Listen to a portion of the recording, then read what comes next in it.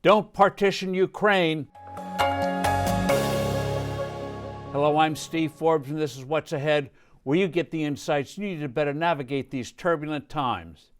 Ominous rumblings are emanating from the always weak-willed Biden administration that may start pressuring Ukraine President Zelensky to cut a deal with Russia that would leave his battered country divided and Putin able to proclaim a victory of sorts. Such an outcome is unnecessary and would be a disaster not only for Ukraine, but also for the free world. From the start of this unprovoked invasion, the White House has habitually been obsessed with not overly upsetting the monster of Moscow, lest he escalate the war. This craven attitude is why Biden blocked the transfer of those MiG-29s from Poland to Ukraine, and why he is dragging his feet on sending weapons that can knock down high-altitude Russian aircraft.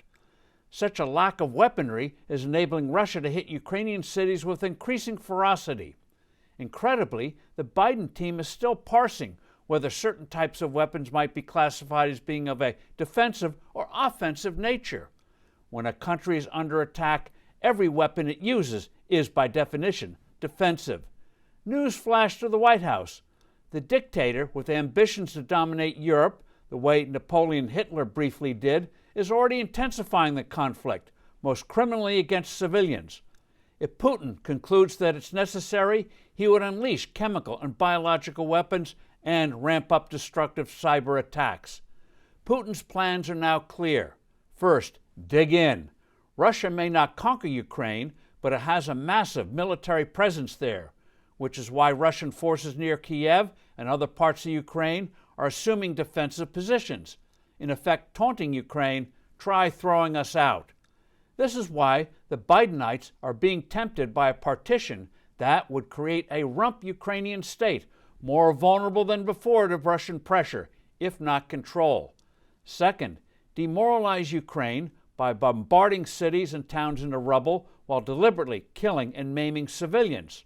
Simultaneously, impoverish the population as the economy shrivels from the war's destruction.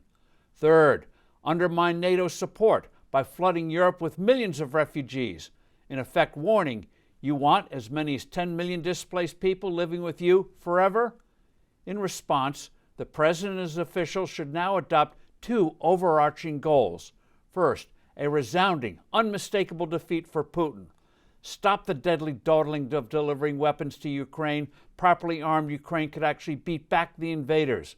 Those dug-in Russians could be blasted away with proper aircraft and missiles. This would be a profound deterrent to Beijing and other would-be aggressors. Now second, stop coming across as weak-willed, which only encourages the worst from Putin. Start by scrapping the incipient, disastrous, deadly nuclear deal with Iran. Americans will be shocked when they learn that since Iran won't talk to our negotiators directly, Biden has been counting on Putin to help hammer out this abominable agreement. I'm Steve Forbes. Thanks for listening. Do send in your comments and suggestions. I look forward to being with you soon again.